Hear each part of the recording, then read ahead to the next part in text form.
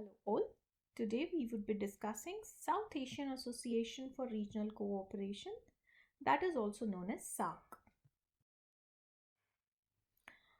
South Asian Association for Regional Cooperation is actually a regional intergovernmental organization and geopolitical union of states in South Asia. Its member states are Afghanistan, Bangladesh, Bhutan, India, Maldives, Nepal, Pakistan, and Sri Lanka in alphabetical order. The SAARC comprises 3% of the world's area, 21% of the world's population, and 4.21% of the global economy as of 2019. The SAARC was founded in Dhaka on 8th December 1985. Its secretariat is based in Kathmandu, Nepal.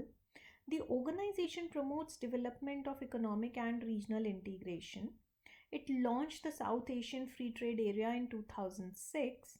The SAARC maintains permanent diplomatic relations at the United Nations as an observer and has developed links with multilateral entities including the European Union. The idea of cooperation among Southeast Asian countries was discussed in three conferences, and those were Asian Relations Conference held in New Delhi in April 1947, the Baguio Conference in Philippines in May 1950, and the Colombo Powers Conference held in Sri Lanka in April 1954.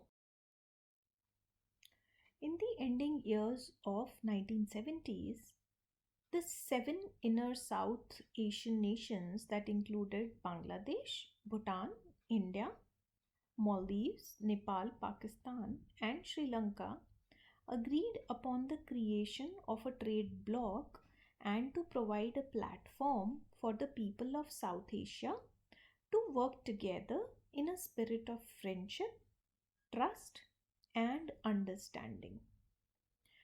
President Ziaur Rahman later addressed official letters to the leaders of the countries of South Asia, presenting his vision for the future of the region and the compelling arguments for the region.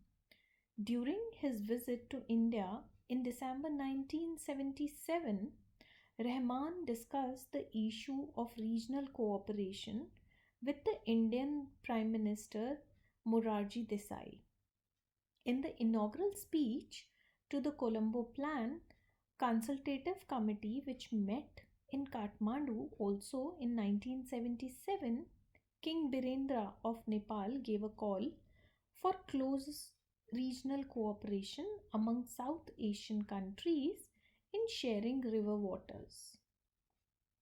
After the United States of Soviet Republic's intervention in Afghanistan, the efforts to establish the Union was accelerated in 1979, and the resulting rapid deterioration of South Asian security situation.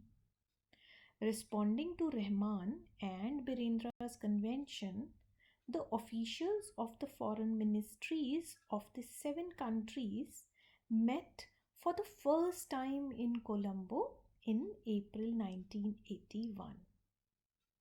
The Bangladeshi proposal was promptly endorsed by Nepal, Sri Lanka, Bhutan, and Maldives, but India and Pakistan were skeptical initially. The Indian concern was the proposal's reference to the security matters in South Asia and feared that Rahman's proposal for a regional organization might provide an opportunity for new smaller neighbors to re-internationalize all bilateral issues and to join with each other to form an opposition against India. Pakistan assumed that it might be an Indian strategy to organize the other South Asian countries against Pakistan and ensure a regional market for Indian products. thereby consolidating and further strengthening India's economic dominance in the entire region. So, with such apprehensions from India's side as well as from Pakistan's side, initially these two countries did not join the consortium. However, after a series of diplomatic consultations headed by Bangladesh between South Asian United Nations representatives at the United Nations headquarters in New York from September 1979 to 1980, it was agreed that Bangladesh would prepare the draft of a working paper for discussion among the foreign secretaries of South Asian countries. The foreign secretaries of the inner seven countries again delegated a committee of the whole in Colombo in September 1981, which identified five broad areas for regional cooperation. New areas of cooperation were subsequently added in the following years. In 1983, the international conference held in Dhaka by its Ministry of Foreign Affairs, the foreign ministers of the inner seven countries adopted the Declaration on South Asian Association Regional Cooperation and formally launched the integrated program of action initially in five agreed areas of cooperation, namely agriculture, rural development, telecommunications, meteorology, and health and population activities. Officially, the union was established in Dhaka with Kathmandu being the union's Secretariat General. The first SAARC summit was held in Dhaka on 7th and 8th December 1985 and hosted by the President of Bangladesh, Hussein Arshad. The declaration, signed by King of Bhutan, Jigme, Nepal's Jigme Singye Wangchuk, President of Pakistan, Ziaul Haq, Prime Minister of India, Rajiv Gandhi, King of Nepal, Birendra Shah, President of Sri Lanka, J.R. Jayawardene, and President of Maldives, Mamoon Gayoom.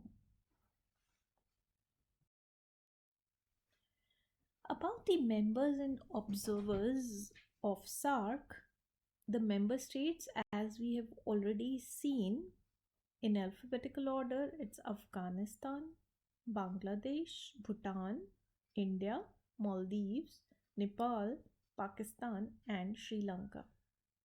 The SAARC was founded by 7 states in 1985. In 2005, Afghanistan began negotiating their accession to SAARC and formally applied for membership in the same year. The issue of Afghanistan joining SAARC generated a great deal of debate in each member state, including concerns about the definition of South Asian identity, because Afghanistan is considered as Central Asian country, while it is neither accepted as a Middle Eastern country nor as Central Asian country or as part of the Indian subcontinent, other than being only in part of South Asia. The SAARC member states imposed a stipulation for Afghanistan to hold a general election. The non-partisan elections were held in late 2005. Despite initial reluctance and internal debates, Afghanistan joined the SAARC as its 8th member state in April 2007. Now, who has been the observers of South Asian Corporation, that is SAARC? So the states with observer status include Australia, China, European Union, Iran, Japan, Mauritius, Myanmar, and South Korea, also United States. On 2nd August 2006, the foreign ministers of the SAARC countries agreed in principle to grant observer status to three applicants, the United States and South Korea, because they both made requests in April 2006, as well as European Union, which requested to become an observer in July 2006. On March 2007, Iran also requested observer status, followed shortly by Mauritius. The Secretariat. The SAARC Secretariat was established in Kathmandu, Nepal on 16th January 1987 and was inaugurated by the late King Birendra Bir Bikram Shah of Nepal. What are these specialized bodies which comes under SAARC? The South Asian Association for Regional Cooperation has member states which have created the following specialized bodies of SAARC in the member states, which have special mandates and structures different from the regional centers. These bodies are managed by their respective governing boards composed of representatives from all the member states, the representative of HE Secretary General of the SAARC, and the Ministry of Foreign or External Affairs of the host government. The heads of these bodies acts as member secretary to the governing board, which reports to the programming committee of South Asian Association for Regional Cooperation. What are the regional centers? So the SAARC Secretariat is supported by following regional centers established in the member states to promote regional cooperation. These centers are managed by governing boards comprising representatives from all the member states, SAARC Secretary General, and Ministry of Foreign or External Affairs of the host government. The director of the center acts as a member secretary to the governing board, which reports to the programming committee. After 31st December 2015, their 6 regional centers were stopped by unanimous decision, and these have been SMRC, SFC, SDC, SCZMC, SIC, and SHRDC. Apex and recognized bodies. So, what has been the SAARC's apex bodies?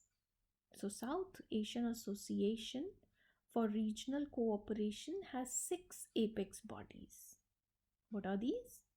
First, South Asian Association for Regional Cooperation Chamber of Commerce and Industries, that is SCCI. Then next is SAARC Law, South Asian Association for Regional Cooperation in Law. Then we have SAFA, that is South Asian Federation of Accountants. After that we have SAF, that is South Asia Foundation. Then we have SAIVAC, that is South Asia Initiative to End Violence Against Children. Similarly, we have FOSBAL, that is Foundation of South Asian Association for Regional Cooperation, Writers and Literature.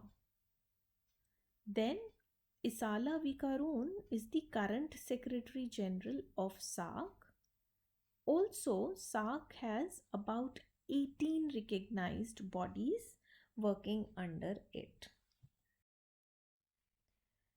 What is a SARC Disaster Management Center and how does that work?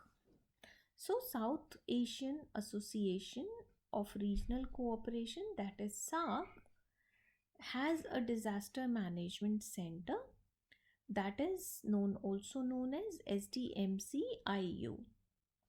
Now, this disaster management center has been set up at Gujarat Institute of Disaster Management, that is GIDM campus, Gandhinagar, Gujarat, India. 8 member states. What are those 8 member states in South Asian Association for Regional Cooperation? We start alphabetically. So first is Afghanistan, then we have Bangladesh, then we have Bhutan, then India, Maldives, Nepal, Pakistan, and last is Sri Lanka. So all these 8 members. So they are actually expected to be served by the SDMC, that is South Asian Association of Regional Cooperation Disaster Management Center, that is SDMC. So it is entrusted with the responsibility of serving member states, that is those 8 countries, by providing policy advice. So they would be advising about the policies, then giving technical support on system development. So whatever systems they are developing, these countries are developing, they would be given technical support by the SDMC, that is South Asian Association of Regional Cooperation Disaster Management Center, right?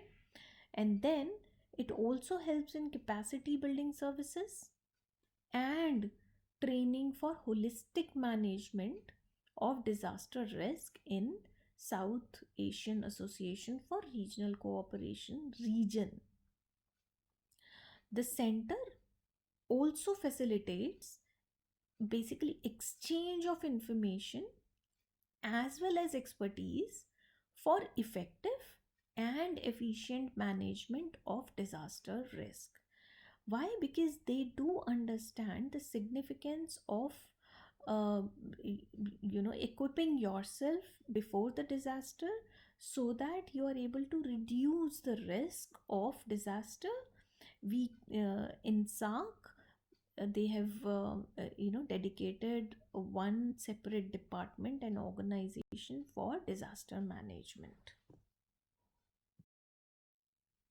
Then political issues. This has been an area of real concern, provided all the countries are cooperating with each other and there is no animosity in between. We have seen in past that there were 2 wars that happened between India and Pakistan. So there were political tensions that have been there in both the countries. But lasting peace and prosperity in South Asia has been actually elusive. Why? Because of the various ongoing conflicts in the region.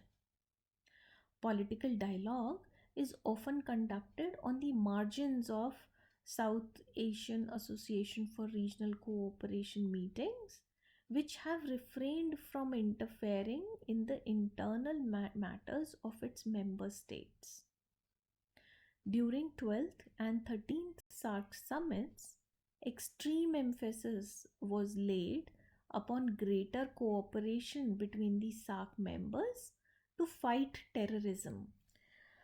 So it is been doubted by India that Pakistan has been, supporting the terrorism, and so India has been opposing that all this while in the SARC meetings as well. The 19th SARC summit scheduled to be held in Pakistan was called off because India, Bangladesh, Bhutan, and Afghanistan, they all decided to boycott it due to a terrorist attack on army camp in Uri. So that was one case when there was a terrorist attack in India on a army camp in Uri. So these countries, India along with Bangladesh, Bhutan, and Afghanistan, they supported India and they actually boycotted Pakistan's scheduled summit in SARC summit, and it was for the first time that four countries boycotted a SARC summit, leading to its cancellation.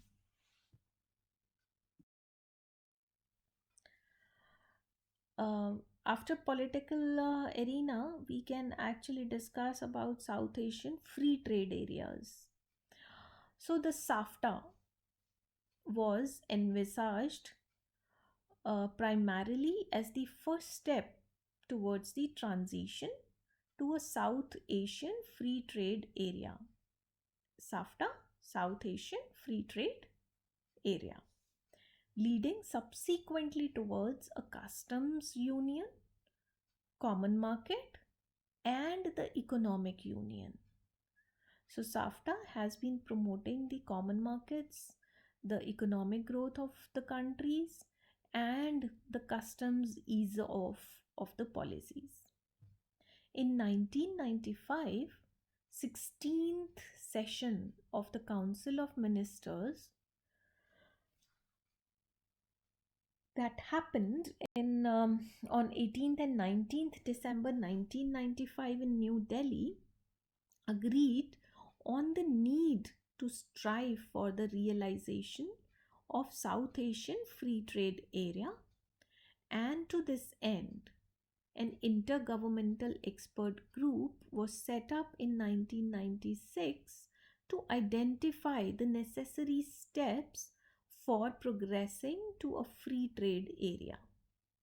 The 10th SARC summit, which happened in Colombo on 29 to 31st July 1998, decided to set up a committee of experts to draft a comprehensive treaty framework for creating a free trade area within the region, taking into consideration the asymmetries in development within the region and bearing in mind the need to fix realistic and achievable targets.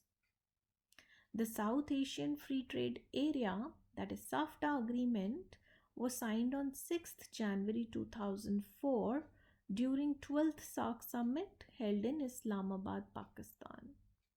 The agreement entered into force on 1st January 2006 and the trade liberalization program commenced from 1st July 2006. Under this agreement, SARC members will bring their duties down to 20% by 2009. Following the agreement coming into force, the South Asian Free Trade Area Ministerial Council, that is SMC, has been established comprising the commerce ministers of the member states.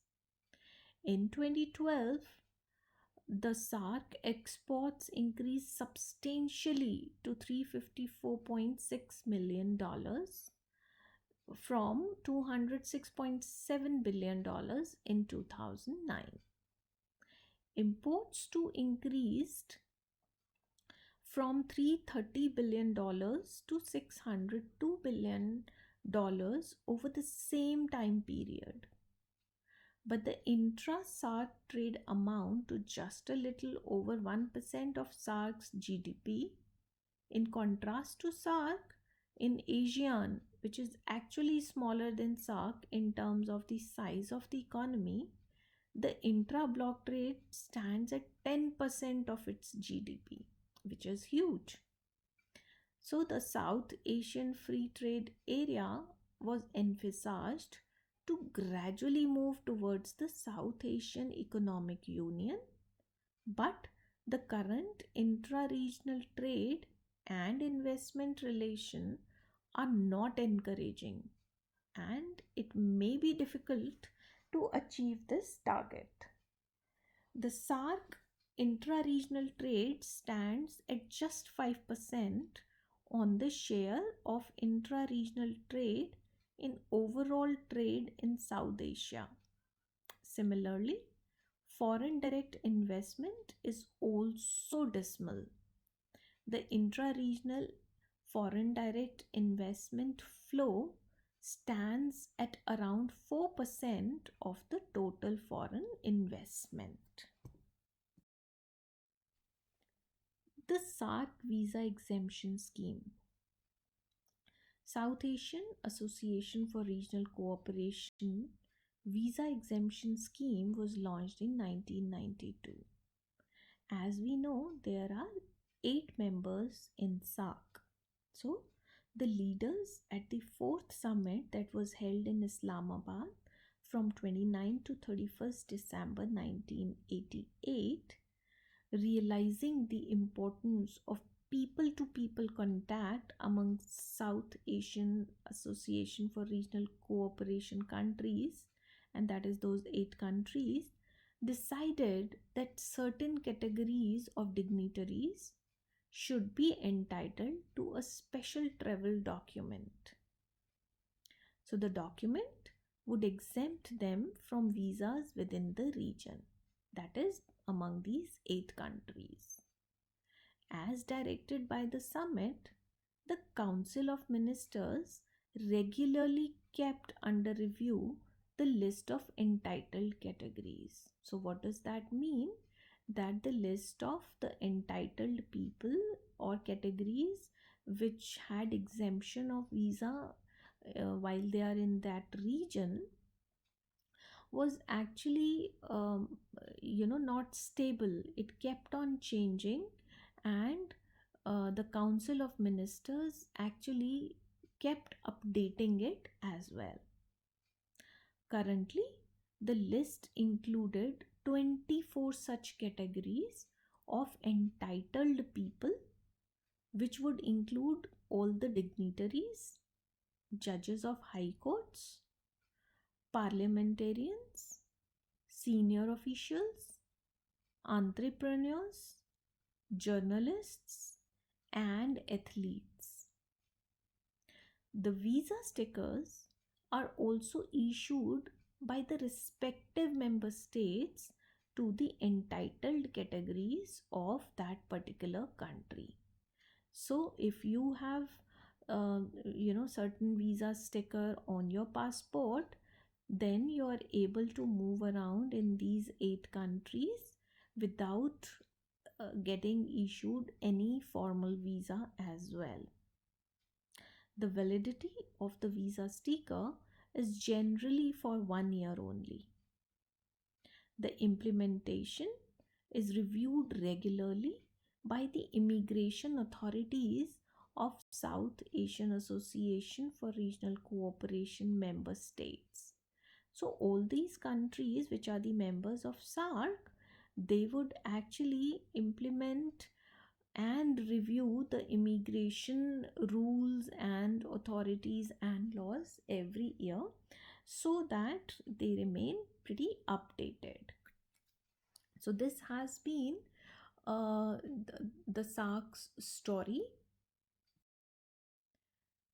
These are the references. Thank you for listening.